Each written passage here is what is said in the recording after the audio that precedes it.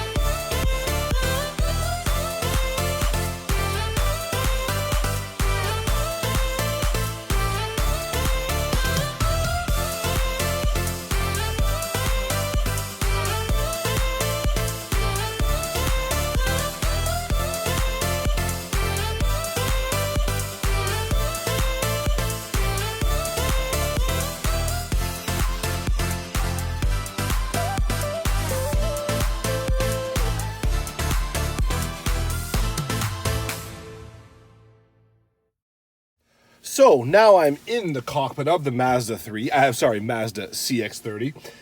It's an honest mistake to make because honestly, there's really nothing different here. You still got the great low profile center stack there.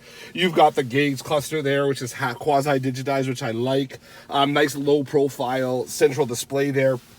That is the new Mazda infotainment system, which you only get in the CX-30 and the 3. So that's cool to have here. You know, it's not especially flashy looking, but it's easy to navigate. And if I had CarPlay attached, you can easily swap between CarPlay and the native interface, which I like. Great materials all over the place. Brown leather up here. You got the nice soft touch materials here, which I think is fantastic. You know, good seating position, a little bit higher here than it is in the Mazda 3, but that should come as no surprise. Good space up here, nicely featured, Bose audio, really good stuff. They really make premium interiors, does Mazda these days, and this one here is no different at all. I'm a huge fan of it, for sure. Great seat position up front.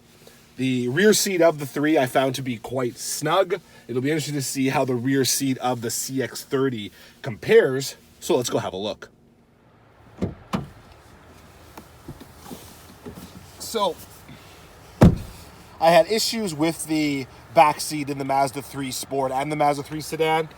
And unfortunately, the CX-30, while this roofline is a little higher, I still feel a bit cramped back here. Again, I've got my legs kind of straddled around my seat back here, which of course is fit for my tall frame, but not hugely roomy. If I'm going to sit like this, I have a feeling it's probably going to get in the way of the armrest, and sure enough, it does. So the armrest is now pitching, but at least I've got the armrest here with the nice flush-mounted cup holders. I do not have heated seats back here, which I'm not surprised to see because the Mazda 3 doesn't get that either. But do I have a USB? I don't have a USB port either. Not a lot of features back here for backseat occupants, but again, this is a compact vehicle. You're not really going to be buying this if you want to be hauling around 4 tall adults or 2 adults or 2 tall children or whatever all that often. This is better suited for kids, baby seats, and so on. So as you can see, I'm kind of cramped in here. Of course, the sunroof probably affects headroom a little bit as well, so you want to keep that in mind. But the seats do fold flat, although if it's anything like the last time I tried the CX-30, it could be a bit of a challenge to get them down there. Yeah, sure enough, I'm going to have to go to the front here. So just bear with me.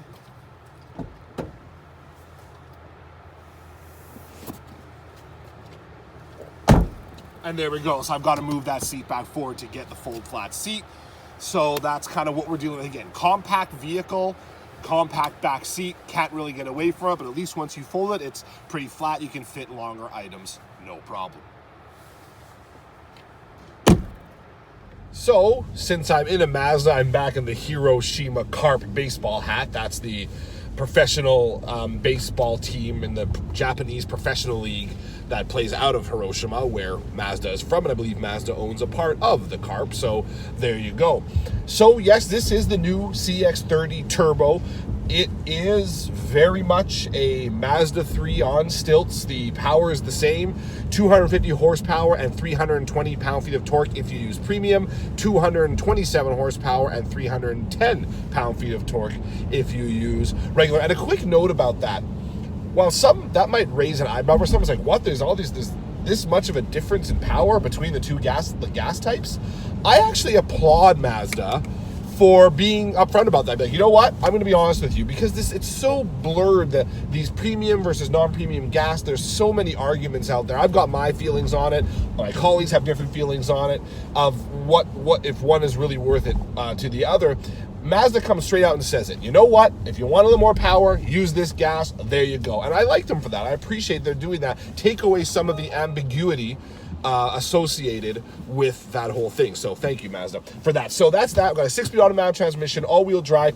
This rides in and around 43 millimeters more taller than does, or has 43 millimeters more ground clearance, I should say, than does the Mazda 3. It's got that super thick cladding around the fenders, which we talked about briefly before.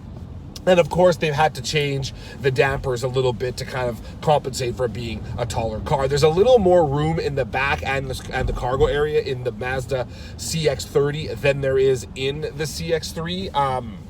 The Mazda 3, I should say. There's more room than the CX-3, that's for sure. But you don't feel it so much up at the front, except for the fact that you're sitting a little bit higher, of course. That you would in the back, as we talked about briefly before. So that's what we've got here.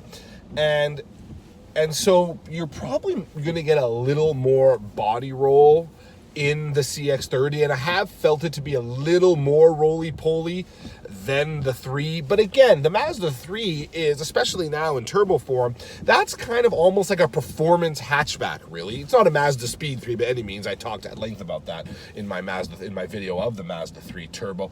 But it is a little more performance-oriented, so you're going to have a slightly firmer suspension setup and so on. The CX-30, even though it shares a lot of parts and even a little bit of styling with the 3 and the 3 Sport in particular, that's the hatchback version, it is more of a crossover sport utility vehicle, a subcompact one or a compact one, of course.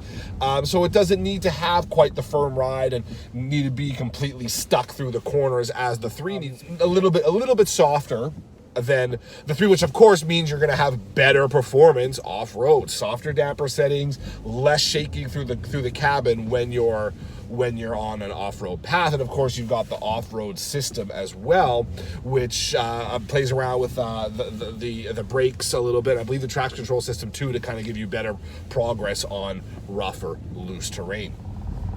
So while the CX-30 Turbo does make the same power and torque as does the Mazda 3 turbocharged, the tuning on the CX-30 is different. It's got a different final drive ratio, and I'm going to be honest with you, I'm not sure if it's because I'm sitting a little bit higher or what have you, but I really like the zippiness here, and I find it more remarkable even than I did in the Mazda 3 when I drove it in either sedan or hatchback sport form.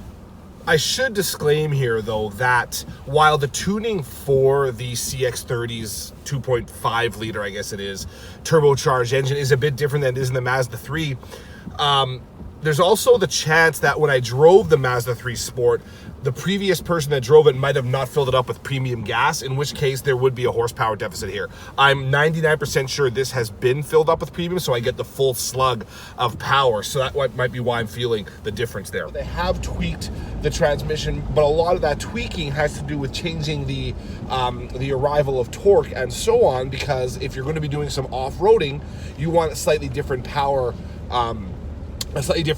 curve than you would if you aren't. And of course, this being a subcompact crossover vehicle, it does have a different power band, and it's got an off-road mode as well, which kind of helps manage slip and so on a little bit better than it did previous. But that is very cool, and a lot of people buying this vehicle will appreciate that.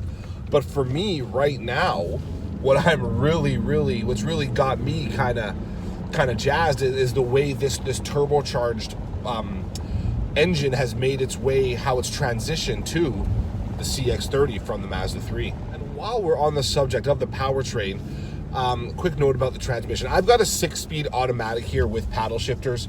Again, that's the same as you get in the Mazda 3.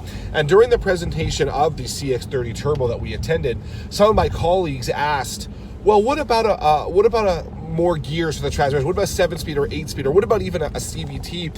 Why not with Mazda? And Mazda says, well, you know, we understand that those kinds of transmissions can often lead to better fuel economy, but Mazda is very much about the driving feel and how much of a reward the car provides in the driving sense, and they feel that adding too many gears or going to a CVT, even if the CVT has artificial ratios that make it feel like it's actually shifting gears when it really isn't, that would rob too much of the driving feel, even from a vehicle like the CX-30, which is more of an SUV. It's not a sports car, a sports hatchback, for example, like the 3 can be considered as. Even for that, they want it to be a good drive, and they feel that going to too many speeds would rob right now the driving feel too much. Do I agree with that? Yes and no. Over the CVT, yes, for sure. I would never select a CVT when it comes to driver involvement over anything. Even some of the better CVTs from Nissan or even from Honda, I would never select that. Would I want more gears for better fuel economy? Maybe some slightly quicker acceleration because they've got quicker, narrower ratios or shorter ratios.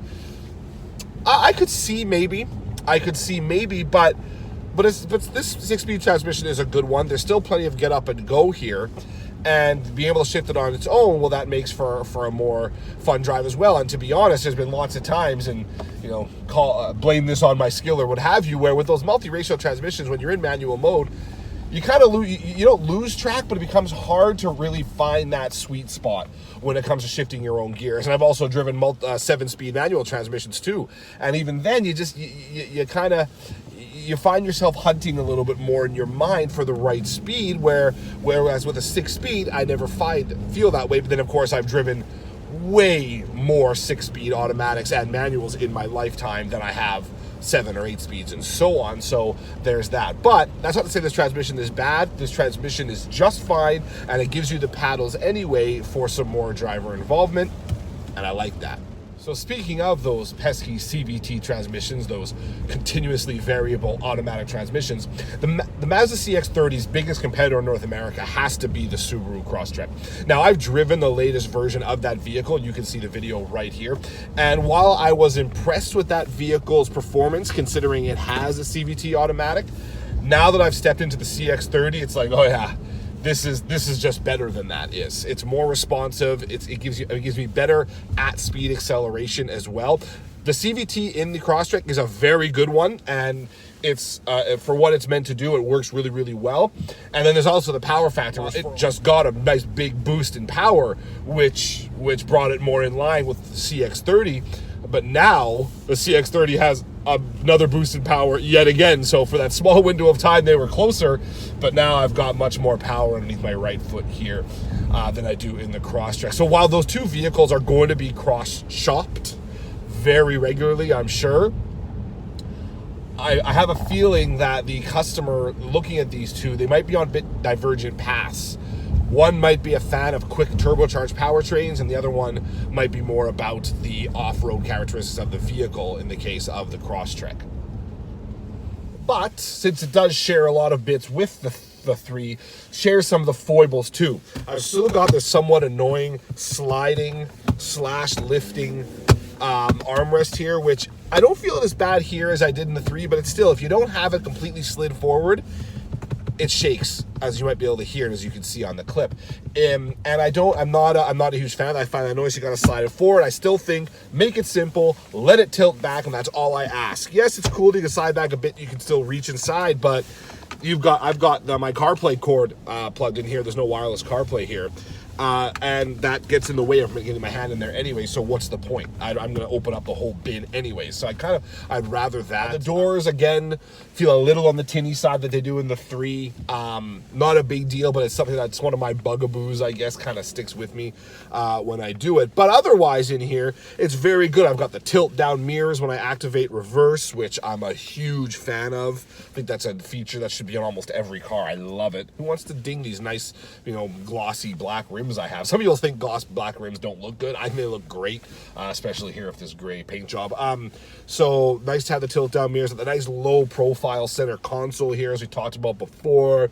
And it's just, now that I'm at the wheel and driving, it's nice not have to be searching for all sorts of buttons all the time. They're all laid out here, nice and easy to read and reach. And of course, I've got the main infotainment controller and the volume control down here, which I'm a huge fan of. It makes so much intuitive sense. You don't have to look at your center console or anything like that to find the volume. You just feel for it, and I think that's fantastic. So now the road's a little bit more open. Give me a chance to kind of open up the CX-30 a little bit more. It's really got a nice kind of well of torque, even at mid revs. I'm at 2,500 now. I give it some pedal, kicks down to 4,000, and you're flying down this road here. They really tuned this well. They really have. And another thing that the CX-30 has, just like the Mazda 3 has, just like I think almost every all-wheel drive Mazda has now, is the G-vectoring control. And the G-vectoring control, what that does is, when it senses that you've applied some turn-in, it takes a little bit of power actually away from you, which has the weight of the car move forward a little bit, so you get more traction over your front wheels and better turn-in. Very, very minute. You can't really feel it. You just get better performance as a result. And they've tuned the G-vectoring control in the CX-30 differently than they have it tuned in the Mazda 3, just like they've tuned everything else slightly differently. I've still got a sport mode here that I've just activated, which also tunes G-vectoring. And when you hit sport mode, especially if you drop into manual transmission, as I just did there, and you give it a little bit of welly, this thing really, I should say a little bit of Connie, because I'm wearing Converse here as opposed to welly boots, but like they've really found a way to get some really good reach out of this transmission, out of an engine, out of this powertrain.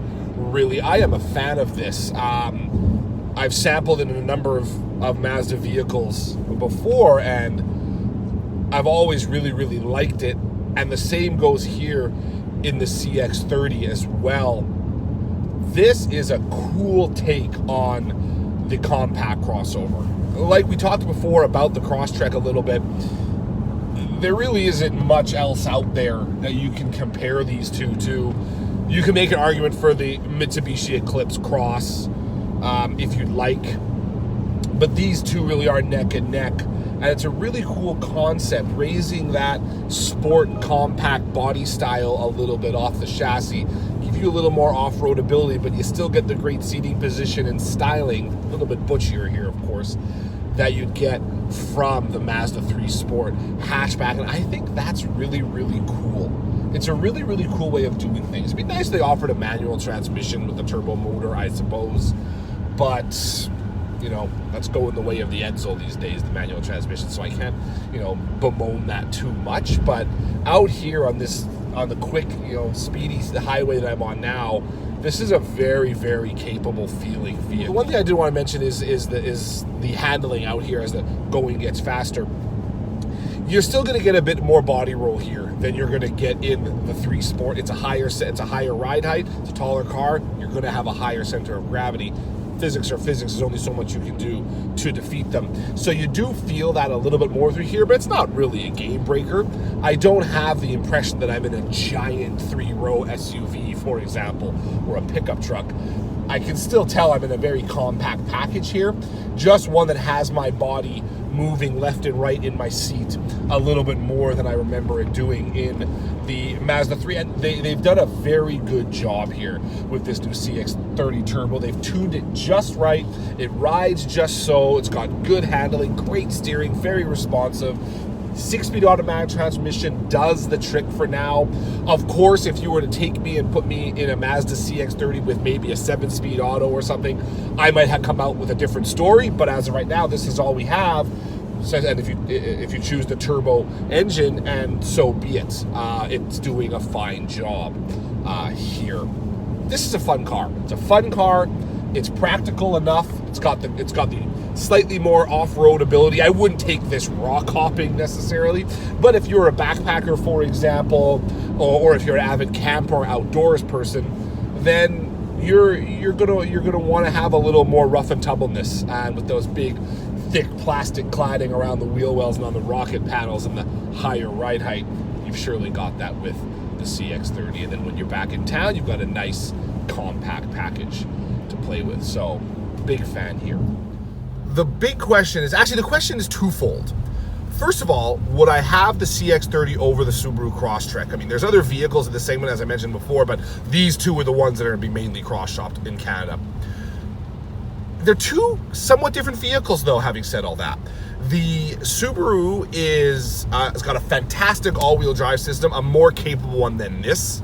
But this has a really awesome powertrain, and I like the looks of this one better as well. Subaru has a little bit more room in the back seat, but this has a much nicer interior overall, just better materials being used and so on. I think the question becomes, are you going to be using your compact or subcompact crossover, whatever you want to call it, as kind of a mud, dirt road slinging, gravel path driving, backcountry kind of sled? Or are you going to be doing a little bit of that stuff, but also a lot of in-city stuff, maybe some bendy paved roads that are more fun to drive with this powertrain? I think that's really what you've got to decide between these two vehicles. My preference, I think, is the CX-30. I think that fits my lifestyle better. But these two vehicles are really, really neck and neck. The second question, though, is the somewhat more intriguing one for me. And is that would I have this over the Mazda 3 Sport? You know, I never thought that would be a question. I thought, oh, I'd always want the fun, sporty hatchback, lower to the ground, better handling, and so on. But I'm not so sure. The handling isn't as divergent as I thought, and I've got a little bit more room in this one, and I've got the more practicality, afforded by the higher ride height and so on.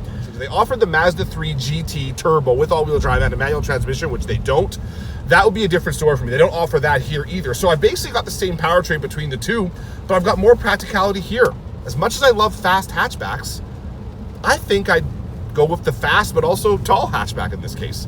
I really do. I never thought that would be the case, but as it turns out, it just works out better for me that way. But that's me. Anyway, thank you for tuning into the video. If you haven't already subscribed to the channel, please do. If not, no hard feelings, of course. You can follow me on Twitter at DanTheWheelman and on Instagram at DanTheWheelman as well. Thanks again for tuning into the video, and until next time, sayonara, folks.